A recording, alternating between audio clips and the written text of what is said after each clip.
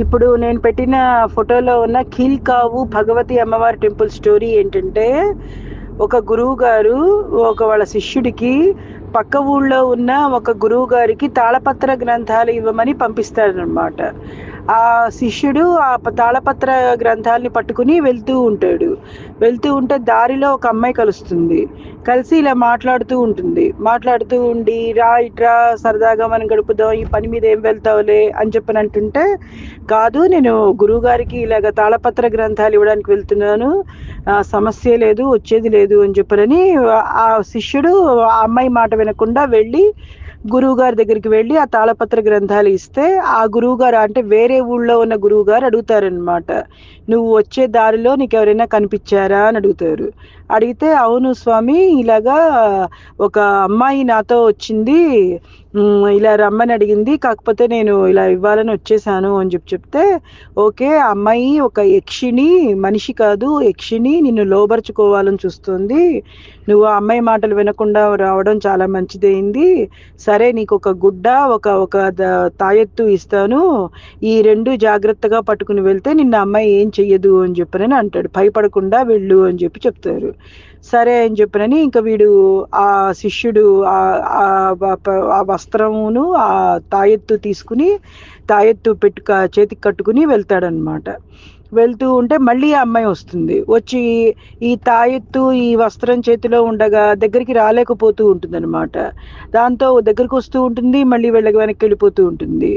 అప్పుడు ఇంకా అవన్నీ చేతిలోంచి వస్త్రము ఈ తాయెత్తు అన్ని ఊడిపోవడానికి రకరకాల ప్రయత్నాలు చేస్తూ ఉంటుంది. ఇంకా చివరిలో ఇంకా వీడికి ఆల్రెడీ ముందంటే ఆ అమ్మాయి ఎవరో తెలియదు కాబట్టి ధైర్యంగా వచ్చాడు. ఎప్పుడైతే ఆ విషయం తెలిసిందో వీడికి కొంచెం భయంగా ఉంటుంది కదా, దాంతో ఆ భయంగా ఉండి పరుగు పెడతాడు. పరుగు పెట్టేసరికి ఆ వస్త్రం కాస్త పడిపోతుంది ఎక్కడో. తర్వాత ఇంకా తాయెత్తు కూడా ఊడిపోయే పరిస్థితిలో ఉండగా వెళ్ళి భగవతి అమ్మవారి టెంపుల్ గడపని తొక్కుతాడు. తొక్కంగానే ఇంక వెంటనే అమ్మవారు వచ్చి బయటికి అక్కడ ఉన్న యక్షిణిని చంపేసేసి రక్షిస్తుందన్నమాట. సో అందుకని ఈ గుడి దేనికి ప్రశస్తం అంటే, ప్రపంచంలో నలుమూలల్లో భూతాలు ప్రేతాలు పట్టిన వాళ్ళకి ఇక్కడ అవన్నీ క్లియర్ చేయటానికి ఈ గుడికి వస్తారట. సో అందుకని ఆఫ్టర్ 8 ఈ గుడి ప్రాంగణంలో ఎవ్వరూ ఉండరట అసలు. మొత్తం అందరూ ఖాళీ చేసేస్తారట ఆ ఏరియాని. ఊరి పొలిమేరల్లో కూడా వద్దు, ఎవరైనా బయట నుంచి వచ్చేవాళ్ళు వెళ్ళిపోవాలి అని చెప్తారట. జరిగే ప్లేస్ అన్నమాట. ఈ మా చోటానిక్కర్ భగవతి టెంపుల్ ని చూసి అక్కడ ఏంటంటే ఈ భూత ప్రేతాలన్నిటినీ వదిలించి వాటిని ఒక బొమ్మలో ప్రవేశపెట్టి దాన్ని తీసుకెళ్లి అక్కడ ఒక పెద్ద చెట్టు ఉంటుందిట, ఆ చెట్టుకి మేకు కొట్టేస్తారట. ఒకవేళ మనం చూడాలని వెళ్ళినా కూడా వాటి మీద కానీ టచ్ చేయటం కానీ కూడా ఆ చెట్టుకి చామడ దూరంలో ఉండి ఊరికే చూసి వచ్చేయచ్చుట.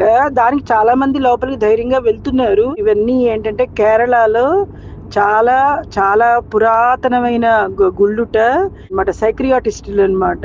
ఈ క్లినిక్లు కూడా చాలా ఉన్నాయి ఆ పర్టికులర్ గుళ్ళ లోపలే.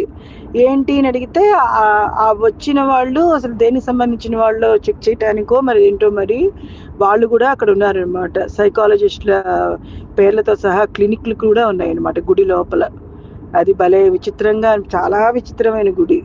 ఈ గుడికి ప్రపంచం నలుమూలల నుంచి ఇవన్నీ వదిలించుకునే వాళ్ళు ఇక్కడికి వచ్చి చేస్తారట. ప్రతి 5 నిమిషాలకి 10 నిమిషాలకి అక్కడ క్రాకర్స్ కాలుస్తారు. మరి మేబీ వాటికి ఏమో ఎందుకు చేస్తారో తెలియదు, కానీ అక్కడ విపరీతమైన క్రాకర్స్, ఆ దూరం నుంచి బోలెడన్ని క్రాకర్స్ కాల్చిన సౌండ్లు వినిపిస్తున్నాయి. భలే ఆశ్చర్యంగా ఆ చెట్టు కింద అలా పేలుస్తారట. మరి అవన్నీ భయపడ్డానికో మరి ఏంటో తెలీదు. భలే వెరైటీ గుడి.